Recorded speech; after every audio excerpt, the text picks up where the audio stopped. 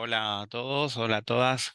¿Qué tal clase? Bueno, esta es la clase que no tuvimos el viernes pasado por el tema del paro de transporte. Mi idea justamente era hacer un repaso general, así que bienvenido sea poder colgar este video y que además les sirva el material como material de repaso y de consulta al momento de preparar el examen final. Así que arrancamos. Es medio raro estar dándoles clases sin tener interrupciones, pero bueno, arrancamos y me van a tener que escuchar un rato largo.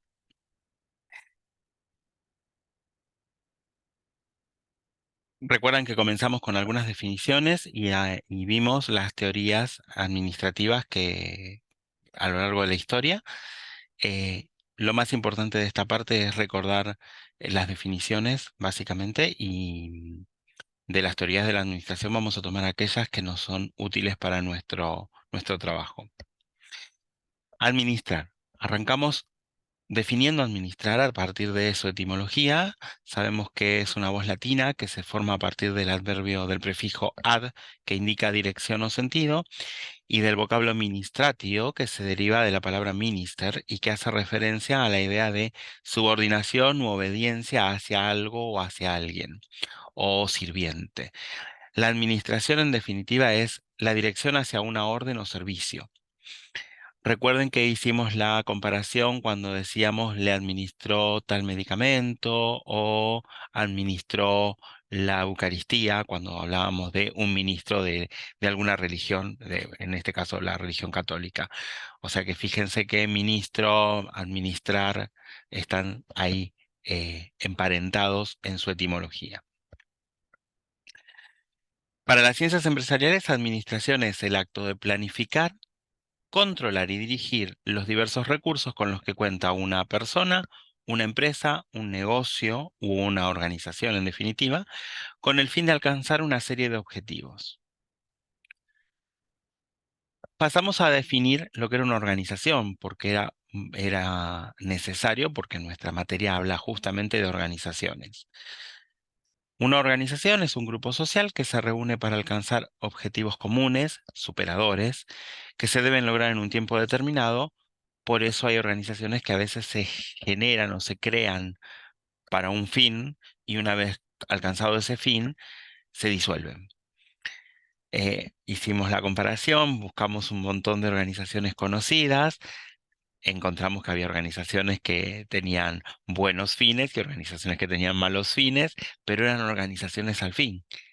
Y sabíamos que eran organizaciones porque compartían todas estas cosas. Un espacio, un entorno común, cultura, normas, símbolos, imágenes. Y los miembros de una organización se suelen ordenar jerárquicamente, estableciendo normas y reglas. Ahí fue cuando hicimos la comparación con, por ejemplo, organizaciones como la Cruz Roja, una iglesia, una escuela, pero también empezamos a hablar de organizaciones como, por ejemplo, la mafia, una banda de ladrones, etcétera. Y vimos que sí, son organizaciones porque comparten todas estas características que le dan que entran dentro de la definición. Los componentes de una organización entonces van a ser los objetivos, fundamental, porque si no hay objetivos no hay organización. La organización se crea para alcanzar un objetivo. Miembros, tiene que haber personas que formen parte de esa organización, si no tampoco hay organización. Una organización con una sola persona no es una organización en sí. Tiene que haber un grupo de trabajo, tiene que haber recursos, por mínimos que sean, siempre tiene que haber recursos para que la organización funcione. Y tiene que haber normas, reglas que se deben seguir para que la organización pueda funcionar. Clasificamos a las organizaciones de acuerdo a su fin. Vimos que había organizaciones con fines de lucro, por ejemplo, las empresas, los negocios, los comercios. Organizaciones sin fines de lucro, como por ejemplo las organizaciones no gubernamentales. El lucro significa que tienen que obtener una ganancia. Y vimos que había organizaciones de tipo administrativa, por ejemplo, las organizaciones de gobierno, las organizaciones de las oficinas públicas. Según la estructura, podían ser formales. Esto significa que tenían un estatuto, se organizaban de acuerdo a determinado reglamento, a determinadas formas, o informales. Por ejemplo, un grupo de estudios es una organización, pero no se crea con un estatuto ni se sienta las bases para armar un grupo de estudio. Según la propiedad, podían ser públicas o privadas, y según el tamaño, podían ser pequeñas, medianas o grandes. Este es un breve cuadro que les resume las teorías de la administración a lo largo del tiempo. La corriente clásica con la administración científica, cuyo exponente es Taylor, y la administración industrial general, cuyo exponente es Fayol. Recuerden que de la administración industrial tomábamos el tema de la producción en serie, porque, por ejemplo, para procesamiento técnico de los libros es útil para no perdernos en el camino de todos los pasos que hay que seguir. La corriente humanística, con la administración de las relaciones humanas, cuyo exponente es Mayo. La corriente sociológica, que se apoya en el liderazgo y el exponente es Lewin. La corriente psicológica, cuyo apoyo se hace sobre el aprendizaje y la percepción y cuyo exponente es Maslow con su famosa pirámide, donde nos da las diferentes necesidades que tiene que ir cubriendo un ser humano para alcanzar el bienestar. Tenemos una corriente neoclásica en donde está el área industrial con Maynard, que retoma la administración industrial y general de Fayol, y el área de administración, que toma la administración científica de Taylor y cuyo exponente es Kuntz. Tenemos la teoría de las organizaciones, que es una crítica a la administración, cuyo exponente mayor es Simon, o bien el acento, que se me fue. La teoría de los sistemas, que partió de un grupo empresarial y que habla de que el todo es más que la suma de las partes y que para nuestra organización biblioteca es muy representativa. Y la administración estratégica, cuyo exponente es McKinsey y que habla mucho sobre el planeamiento, la planificación, y que es en donde más nos vamos a apoyar en esta etapa de formación. La biblioteca entonces dijimos que es una organización y como tal vemos que cubre todas esas características que vimos al principio, ¿eh? Tiene miembros, tiene objetivos, tiene normas y además la biblioteca comparte un espacio y un tiempo con el resto de la sociedad, comparte esas normas y comparte símbolos, comparte determinadas características y sabemos que es una organización formal porque se crea a partir de un estatuto generalmente o a partir de una idea de un grupo de ciudadanos. Es sin fines de lucro. La biblioteca no busca ganar dinero. Puede ser pública o puede ser privada.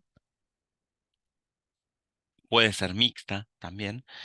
Y por tamaño, las bibliotecas pueden ser pequeñas, medianas o grandes, de acuerdo a la cantidad de recursos de información que tiene y también de acuerdo al caudal de público al que atiende. Según la teoría de los sistemas, el todo es más que la suma de las partes y entonces es aplicable a la biblioteca como una organización, ya que cada una de sus áreas por separado no definen a la biblioteca, sino que es la suma de todas esas áreas la que le da sentido y definición como tal. Recuerden que diferentes áreas de la biblioteca cumplen funciones diferentes en pos del mismo objetivo, brindar información a aquellos que la necesitan, que es una de las misiones básicas de la biblioteca. Y tenemos varias áreas. Tenemos un área de adquisiciones en donde ingresan los recursos, tenemos un área de, em, perdón, procesamiento técnico, se me había olvidado, y tenemos un área de servicios.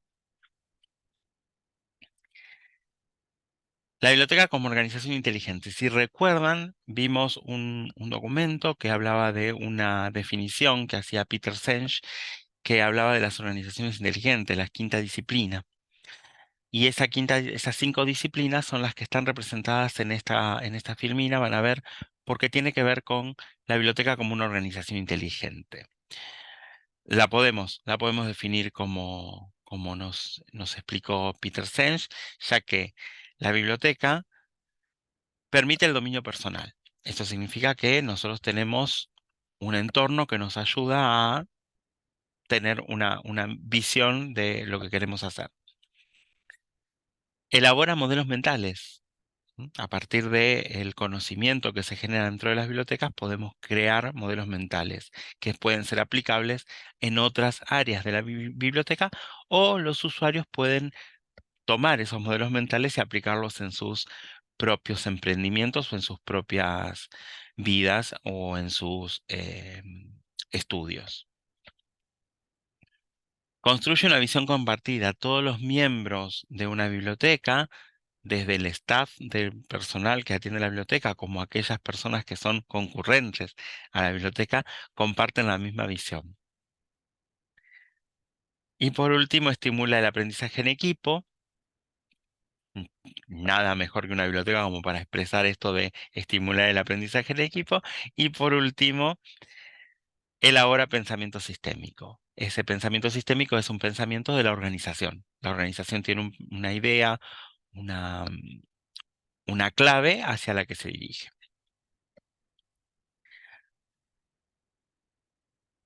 Vimos que había 2 componentes importantes al momento de planificar, que es tener en cuenta la misión y la visión, que si bien parecen similares, tienen una pequeña diferencia. Cada organización debe definir cuál es su misión y cuál es su visión. La misión es la razón de ser de esa organización, es el para qué creamos la organización. Y debe ser definida en forma clara y precisa. Esto significa que lo tenemos que poner bien en claro. Esta organización se crea con la misión de brindar recursos de información actualizados al público en general. Por ejemplo, para elaborar una misión de una biblioteca. Siempre hay que expresarla con los verbos en presente, porque es lo que hacemos, es lo que somos, es nuestra forma de ser, es nuestro motor actual. Mientras que la visión lo que define es hacia dónde queremos llegar, es nuestra aspiración a futuro. Por lo tanto, lo vamos a expresar en futuro. Esta biblioteca pretende ser o pretende convertirse en una biblioteca especializada en historia y etnografía, que sea estímulo para la investigación de la comunidad a la que sirve. Por ejemplo, una visión es yo creo la biblioteca hoy con esta misión, pero mi visión, mi futuro, mi proyección es llegar a ser determinada cosa en el futuro.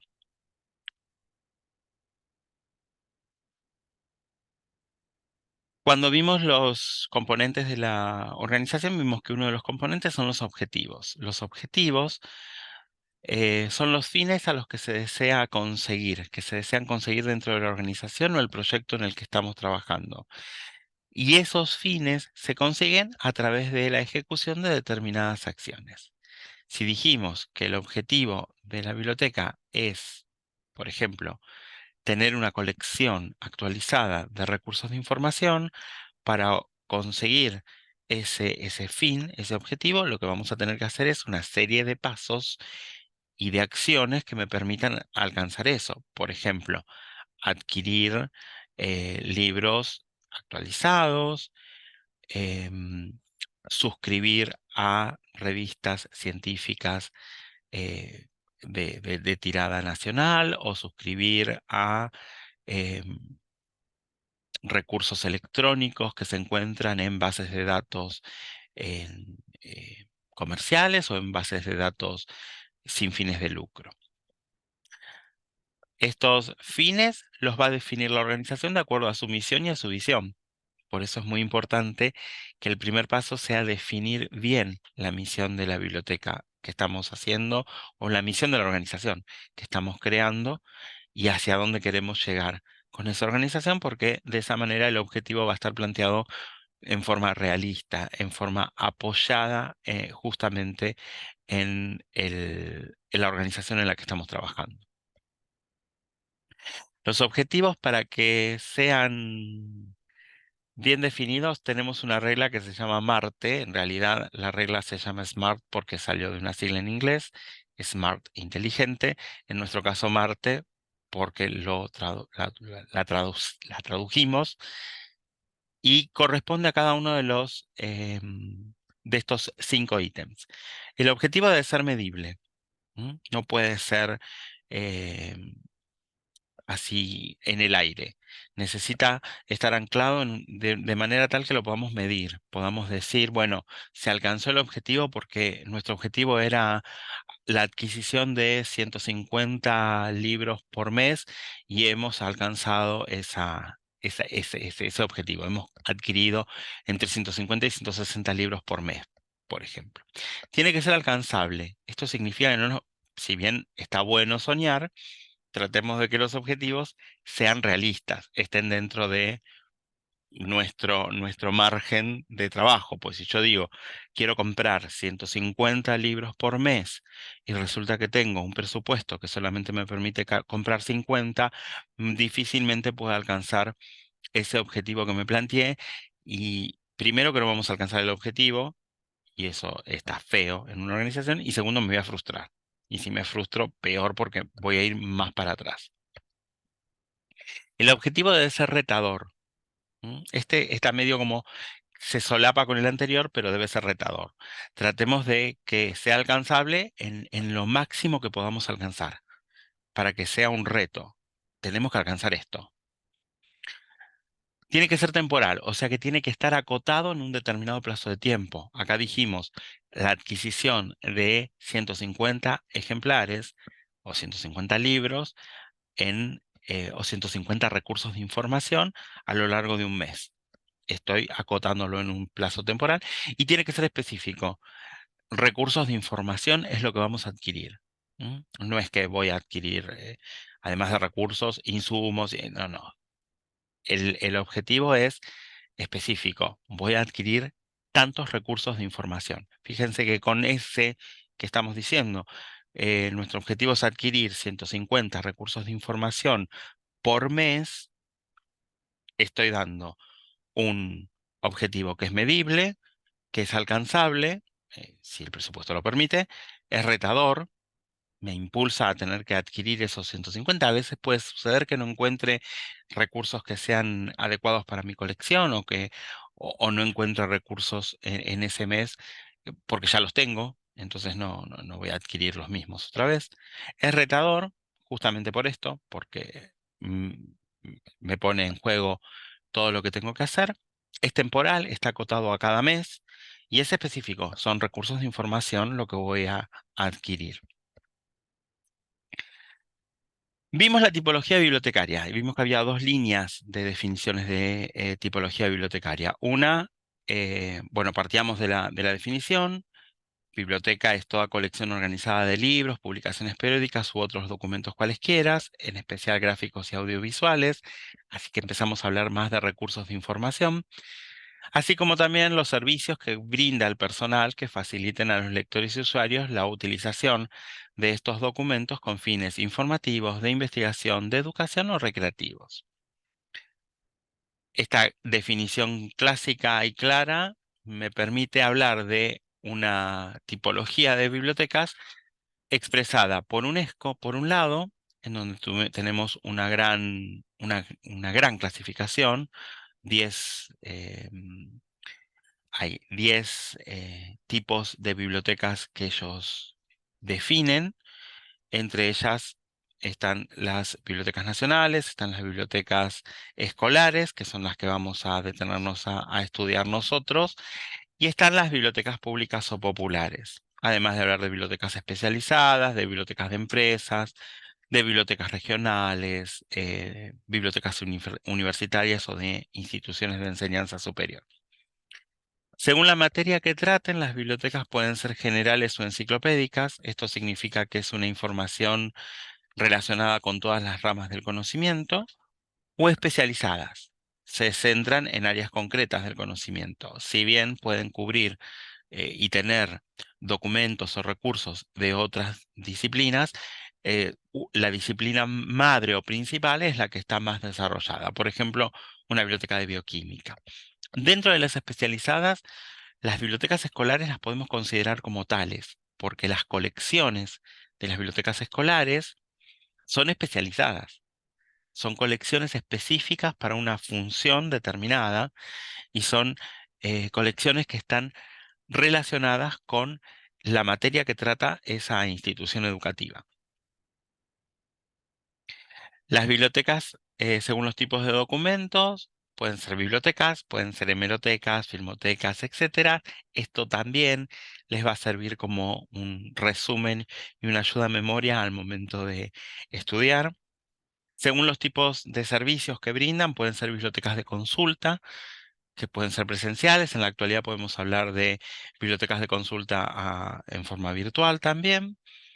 Pueden ser de préstamo personal, o sea, de la biblioteca a las personas en forma individual o interbibliotecario o a través del correo, etcétera.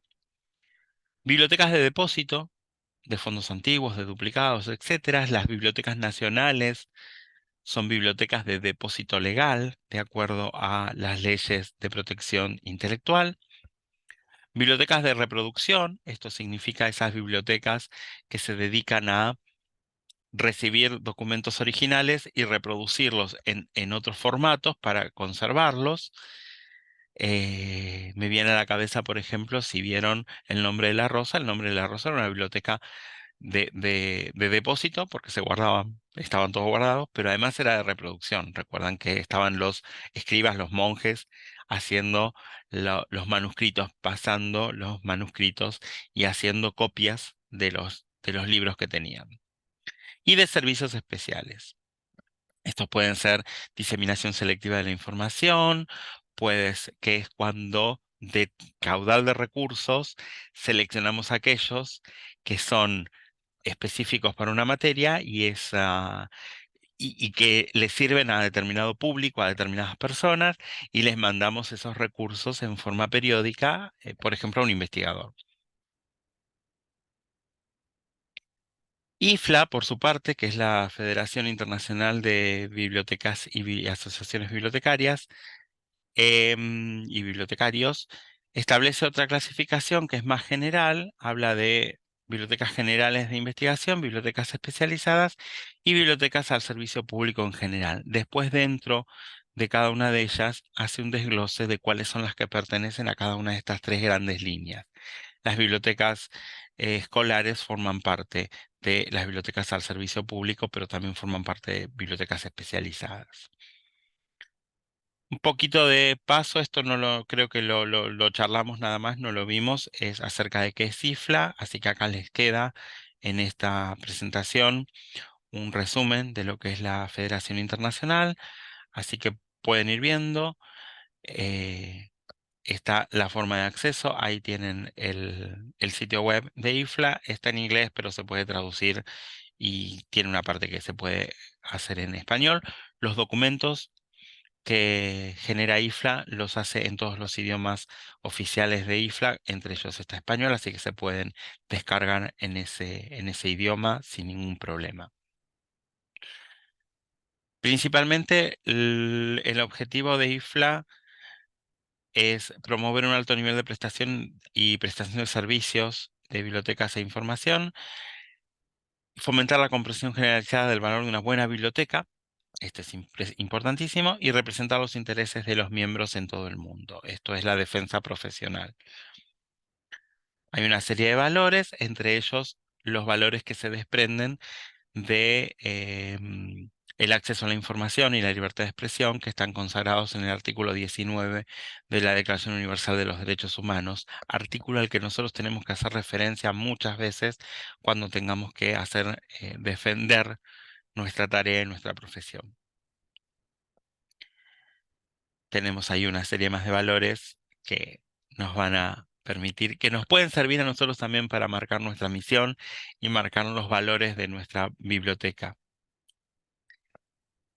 Vimos estos tres tipos de bibliotecas fundamentalmente, las públicas, las populares y las escolares. Si bien las escolares van a ser materia de estudio durante el segundo año de la carrera, acá vimos un poco de cómo están conformadas y cómo están reguladas. La biblioteca pública es un centro local de información que facilita a sus usuarios todas las clases de conocimiento e información, en donde los servicios se prestan sobre la base de la igualdad de acceso para todas las personas, sin tener en cuenta su edad, raza, sexo, religión, nacionalidad, idioma o condición social. La biblioteca pública es una biblioteca universal que tiene que servir a cualquier persona que solicite sus servicios, sea o no ciudadano del país en el que está, en el que existe esa biblioteca. El financiamiento de una biblioteca pública depende de las autoridades locales y nacionales, pueden ser bibliotecas públicas municipales, provinciales o nacionales.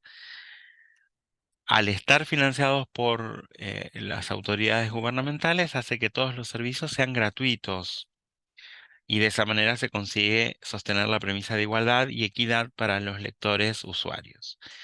Es importante que los servicios sean físicamente accesibles a todos los miembros de la comunidad. Ahí empezamos a hablar también del diseño de las bibliotecas, que a veces deja mucho que desear en el tema de la accesibilidad, sobre todo para personas con movilidad reducida. Por otra parte, la Biblioteca Popular es una asociación civil autónoma creada por la iniciativa de un grupo de vecinos de una comunidad. Ofrece servicios y espacios de consulta, expresión y desarrollo de actividades culturales, de lectura y de extensión bibliotecaria en forma amplia, libre y pluralista. Esto se desprende de la definición que hace de bibliotecas populares la Comisión Nacional de Bibliotecas Populares, CONAVIP. Lo pueden leer en el sitio web de CONAVIP precisamente. Como las bibliotecas populares comparten muchas características de las bibliotecas públicas, el manifiesto de las bibliotecas públicas de IFLA es válido para identificarlas. La única diferencia que tienen es en la forma de financiamiento. Las bibliotecas públicas son sostenidas por los gobiernos, mientras que las populares se sostienen con los aportes de los asociados de las comunidades que le dan origen, sin desmedro de que las bibliotecas populares puedan recibir subsidios gubernamentales, subvenciones u otros aportes que no tengan que ver con sus asociados. Pueden ser aportes de las comunidades empresariales locales, de los comercios, etcétera. Pero básicamente la forma de financiamiento es eh, el aporte que hacen los asociados, el aporte que hace la comunidad en sí a la biblioteca para sostenerla. La biblioteca escolar, por su parte, es un espacio organizado con recursos para el aprendizaje dentro de un centro educativo. Obviamente también ofrece igualdad de oportunidades al alumnado en cuanto al acceso a la información, la lectura y la cultura. La biblioteca escolar debe ofrecer un espacio que invite a quedarse y estimule la lectura. Ni se les ocurra cerrar la puerta porque me voy a enterar y voy a ir a tirarle de las orejas a cada uno y a cada una de ustedes. Según el Manifiesto para Bibliotecas Escolares de UNESCO, que tienen el enlace en el Classroom, la biblioteca escolar ofrece servicios de aprendizaje, libros y otros recursos a todos los miembros de la comunidad escolar para que desarrollen el pensamiento crítico y utilicen de manera eficaz la información en cualquier soporte y formato. Pasamos a hablar del proceso administrativo. El proceso administrativo es un proceso, tiene una serie de etapas. Es una serie de funciones que deben seguirse para alcanzar los objetivos de la organización. Todas las teorías coinciden que existen al menos cuatro funciones básicas, que son estas que vemos representadas acá en un círculo porque cada una hace que se dispare la siguiente. Arrancamos con una planificación, con el planeamiento de las acciones. Eso permite armar la organización. Esto permite hacer una dirección de esa organización y hay que controlar esa organización. El control hace que revisemos el planeamiento, volvamos a organizarnos y así es un círculo continuo. En esta primera parte vamos a hablar del planeamiento y de la organización. Planificar significa pensar anticipadamente las acciones que vamos a realizar para alcanzar un objetivo. Planificar consiste entonces en dotar a la organización de metas que se conviertan en fines para llegar a una situación nueva. Las metas son como pequeños hitos dentro del objetivo. ¿Mm? Si, como dijimos, el objetivo que mencionábamos hace un rato de adquirir 150 recursos de información por mes, las metas pueden ser adquirir eh, 35 o 38 o 40 recursos por semana. Cada semana voy haciendo una meta chiquitita para alcanzar esos 150 del objetivo final. Diseñar estrategias que se concreten en proyectos de actuación. Definir las actividades que deben realizarse, cuándo hacerlas y qué medios, recursos son necesarios, además de establecer cuáles están disponibles para su utilización. Nos vamos a detener en la planificación estratégica, que es aquella que dijimos de la administración, de la teoría de la administración que nos interesaba. La planificación es la que nos permite fijar los objetivos y la elección de las grandes alternativas, las diferentes estrategias que tenemos para alcanzar ese objetivo y estrategias que nos permiten obtener y utilizar los recursos. Se basa en el análisis estratégico que tiene dos campos, ¿se acuerdan? El externo y el interno. Y así generábamos eh, aquel análisis que denominábamos FODA. El campo interno con las fortalezas y debilidades, el campo externo con las amenazas y las oportunidades. La planificación operativa, por su parte, es aquella que se pone en acción, aplica las acciones para alcanzar los objetivos. La planificación operativa le da estructura a la organización y esa estructura se define a partir de la misión, como dijimos es el para qué es lo que pretende hacer la organización en el medio donde interactúa, es el presente de la organización, y la visión que es hacia dónde quiere llegar la organización, el futuro. Organizar, por su parte, damos estructura. Con esa planificación operativa, le damos estructura a nuestra organización. Definimos esas unidades operativas que son necesarias para alcanzar los objetivos. Establecemos relaciones de comunicación y dirección entre las diferentes unidades operativas. Y por último, con esas relaciones podemos armar el organigrama. Si recuerdan el organigrama, teníamos que las líneas unen no solo la jerarquía de quién depende cada una de las áreas, sino que también definen la forma de comunicación. ¿No? Cada, cada una de las áreas, definidas en este organigrama clásico, básico de una, de una biblioteca, tienen de quién dependen y a quién deben rendir o con quién se deben comunicar cada uno de los mandos intermedios. Las otras funciones que tiene el proceso administrativo son la dirección y el control. La dirección, ¿se acuerdan en este recorrido que teníamos? Dirigir es la actividad a la que podríamos llamar conducción o mando. La dirección no es solamente la dirección superior que dirige toda la biblioteca, sino que cada una de las áreas también tiene su mando o conducción. La finalidad de esa conducción es conseguir el máximo rendimiento de la organización. La buena dirección debe ser íntegra, motivadora, debe dirigir, debe dar seguridad y debe dar integridad. Íntegra en cuanto a que quien dirige debe tener ante sí toda la potestad de poder dirigir. Debe haber bajado desde la línea superior la posibilidad de dirigir. El buen director motiva. ¿M? Hablamos ya también de un líder. Debe dirigir, direccionar las acciones a fin de que se puedan alcanzar el objetivo, el mayor rendimiento con los recursos que tenemos. Debe dar seguridad, o sea, un director que titubea o un director que un día nos dice una cosa y otro día nos dice otra, puede hacer que nos dé un poco de inseguridad y no sabemos cómo vamos a movernos en nuestra área. Y debe dar integridad. Esto significa que el área entera debe sentirse como parte de ese pequeño espacio de la organización que está generando algo para la organización en general.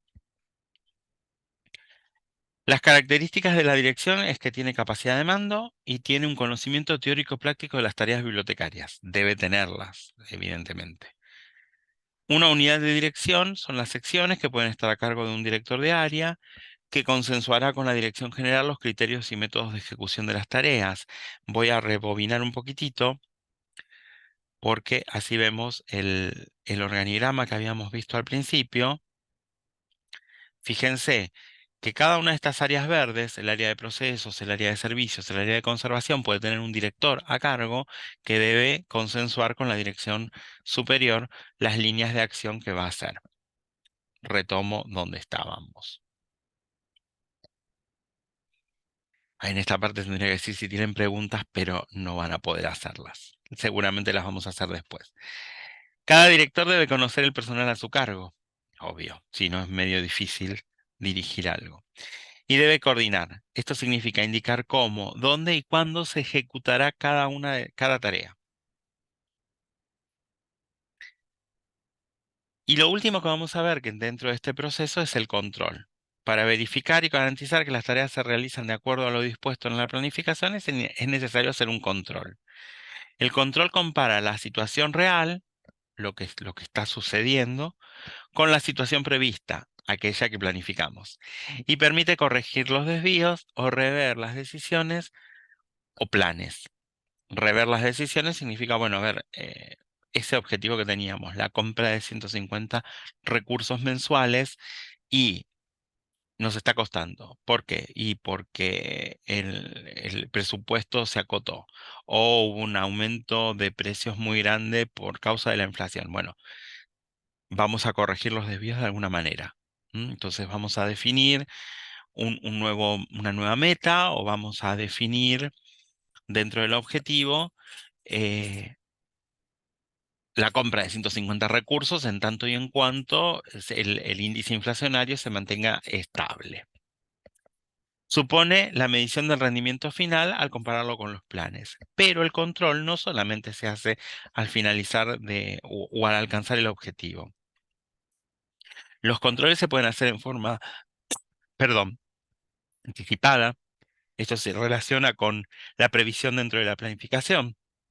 Si hubiéramos tenido presente un contexto inflacionario, al momento de definir el objetivo, lo podríamos haber ya dispuesto dentro del objetivo para permitir un movimiento del número de recursos que queríamos comprar. Un control concurrente se hace durante el proceso mismo, puede ser después de cada etapa y por retroalimentación. Este sí es al finalizar la actividad o tarea, revisar qué es lo que estuvo mal y para la siguiente vez que se aplique, ya revisamos y revimos el, el sentido de las acciones o de lo que establecimos. Bueno, acá termina nuestra presentación. Voy a dejar de compartir. Ahí está, estoy dejando de compartir. Em, Espero que este pantallazo sea útil. De todas maneras, tenemos una clase por delante, si Dios mediante, si no hay ningún problema. En en esa clase, si tienen alguna duda, si hay algo que faltó, lo vamos a revisar y lo vamos a terminar de comparar, además de que van a recibir las notas de este cuatrimestre. Sin más que decirles, me despido y nos estamos viendo, como les dije, Dios mediante, si no sucede nada, el próximo viernes a la hora de siempre.